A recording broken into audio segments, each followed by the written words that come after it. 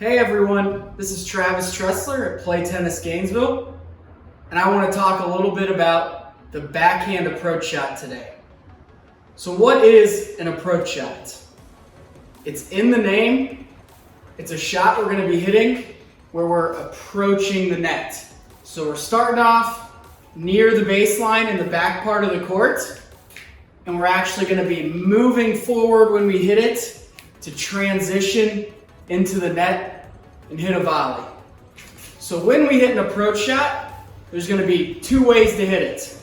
First way is going to be a slice approach shot, where we're actually hitting with underspin, driving that ball and keeping it low to the ground. And then the second type of approach shot is going to be with topspin, where we're taking swing very similar to our ground stroke.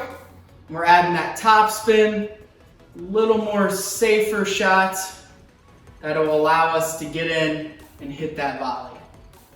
In today's video, I want to go over both the slice backhand approach shot and also the topspin backhand approach shot. With each of these shots, I'm going to go over the grip we want to use when we're holding the racket, the footwork for the shot, some strategy behind it, the swing path, how we're actually swinging that racket, and then finally some drills that you can do at home to help you improve both your slice and topspin backhand approach shot. The first variation of our backhand approach shot I want to start off with today is the slice. So I'm going to talk a little bit about the grip here. There's going to be two different ways we can hit this slice approach shot. We can do a one-handed backhand, where we're only keeping our dominant hand on that racket, or we can do a two-handed slice. We keep both hands on the racket when we're hitting it. So I want to start off with our dominant hand. We're going to be using continental grip. So I'll take that racket, hold it in my non-dominant hand at the throat, high five it with my dominant hand, slide my hand towards me, towards the top of that racket, and then slide it down to the bottom of the grip. If you look at my hand here, there's a bevel on the grip that lines up with the side of the frame. Our front knuckle should be lined up with this bevel. From here, our left hand on the one-handed backhand slice is going to be on the throat to help us keep that racket stable when we turn.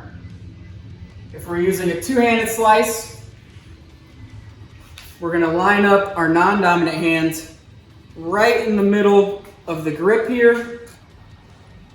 Front knuckle will be lined up with this bevel here. My dominant hand will be on that continental grip. Using the continental grip with our dominant hand is going to help us with two things on our slice approach shot. One, it's going to allow us to make that racket face up a little bit towards the sky. And then two, because this racket face is up, it will allow us to come underneath the bottom side of that ball and get underspin on it, that slice that'll keep the ball low to the ground. Now that we've talked about the grip for our slice backhand approach shots, I want to talk about our swing path, or the way we're actually swinging that racket when we're hitting the ball. So I'll be in my ready position here. I'm going to start off with my one-hand backhand slice here. I'll turn, get my racket up. The turn's going to be a little abbreviated. So if we were slicing from the baseline, I'd have that racket all the way back, but I'm actually going to shorten this swing up to help with my timing. From here, I'm going to start up high and drop that racket down low to contact, and then raise it back up as I follow through. So it's going to be a banana shape when I'm hitting that ball, starting high, going low, coming underneath the bottom of the ball to get the underspin, and then coming back up with my follow through. It'll be the same thing with my two-handed backhands. Turn, get that banana shape, slice that ball, get the underspin when we're hitting it. The next thing I want to talk about with our slice approach shot is the footwork. So when we're hitting this shot, it's going to be a ball where we're moving forward and getting to the net. However, common misconception is that you want to be moving while you hit this shot. Ideally, we want to get up to that ball, get our feet set, swing, and then let our momentum carry us up to the net. Now obviously, this isn't always going to happen. That ball might be further away from us and we'll have to be moving our feet while we hit it.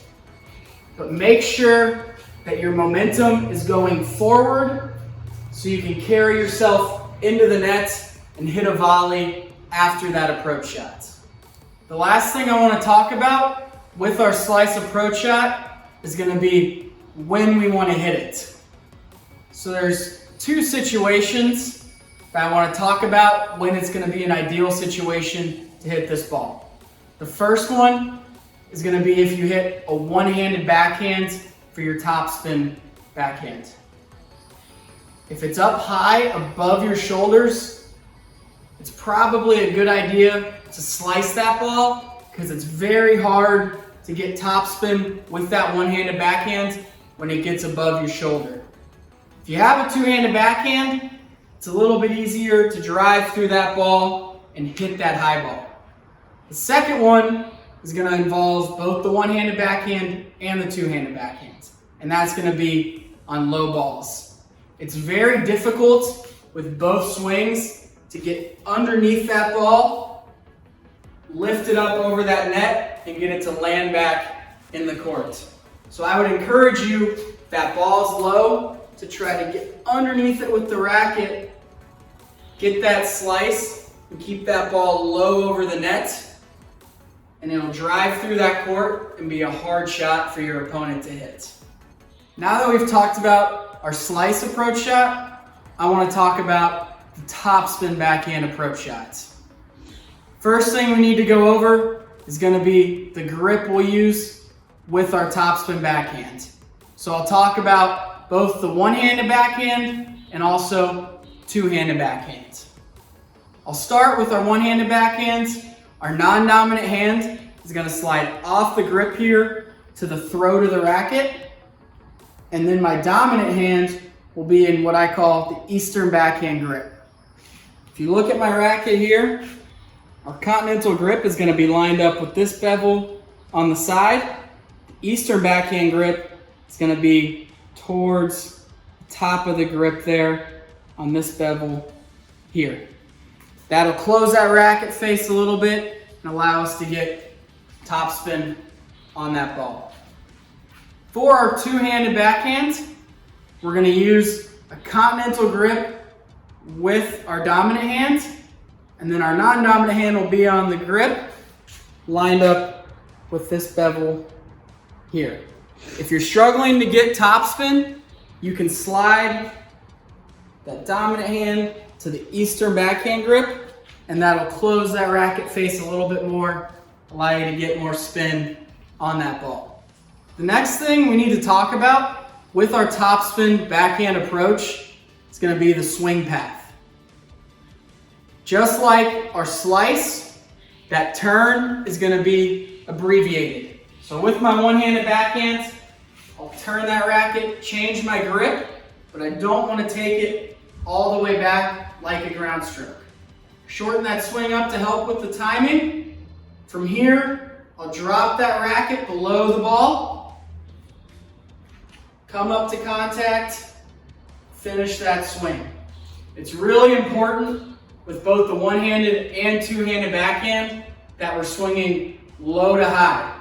So that racket's got to get underneath the ball and come back up high to get that topspin. Two-handed backhand will look like this. Do an abbreviated turn, change that grip. From here, drop underneath the ball, finish, cross my body above my shoulder there. Now that we've talked about our grip and swing path, I want to talk about the footwork for our topspin approach shots. Footwork is going to be the exact same as our slice approach shots. So ideally, we want to get up to that ball, get our feet set, hit that ball, and then follow it in after we follow through.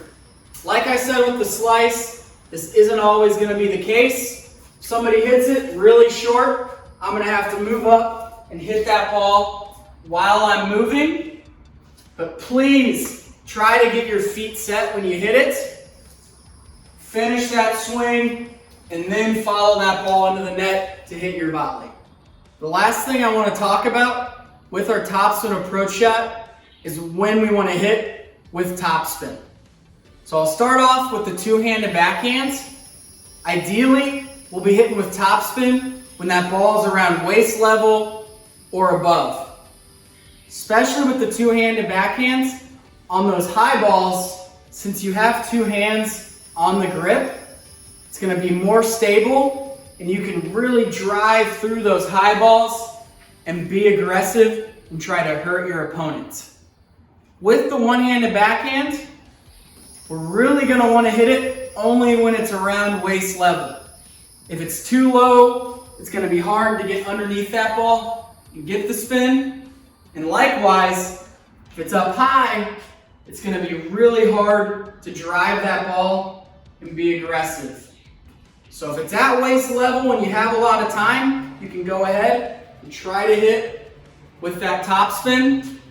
But any other time, if it's low, up high, you should probably slice that ball to get into the net. Now, I want to show you some drills that you can do at home to help you improve your backhand approach shot. The first one's not going to involve a ball, and it's going to be shadow swinging, just practicing that swing. I really would encourage you, if you have the space, to do this moving. When we hit an approach shot in a match, when we're actually playing tennis, our feet are going to be moving. We're going to be going into that court. So when we're practicing that swing, we should implement that movement. So I'll start here. I'm going to do a slice approach shot first. I'll see that ball, get turns, get up, hit it, follow that ball in for my volley. Same thing with my topspin approach shot. Here, get turned, get up to the ball, hit it, follow it in for the volley there. The second drill I want to show you today is a great drill to work on our footwork with the approach shots. So we don't need a racket for this drill. All I'm going to do is toss the ball against the wall, get up, catch it, turn to that backhand side, toss the ball against the wall again, follow that toss, try to catch that ball out of the air the second time we toss it. So I'm going to demonstrate here. All I'm going to do is toss that ball against the wall, get up, feet set, toss it again, try to catch that ball out of the air. This is simulating getting up to the ball, getting our feet set, and then getting into that net, letting our momentum carry us forward in the court. The last drill I want to show you is going to combine both our shadow swings and that last drill for our footwork. All I'm going to do is toss that ball against the wall, run up to it, practice that swing, catch that ball, and try it again. I would encourage you, while you're doing this, to alternate between your slice and topspin approach shot. So I'll toss that ball against the wall, get up to it, slice it, catch that ball. Gonna alternate here. Now I'll hit my topspin approach shot. Keep trying to get those feet set, get up to it, and then follow that ball in to the net. The approach shot is what I like to call a transition shot. So when we're hitting this ball, we're transitioning between the baseline and net. Couple quick things before we go here. Because it's a transition shot, we don't want to try to overhit it and hit a winner here. We're trying to set ourselves up for that volley. So give yourself a big target, get that ball in, and allow yourself to get to the net and hit a volley. Too many times, people are trying to overhit that ball, do too much, and they miss the shot as a result.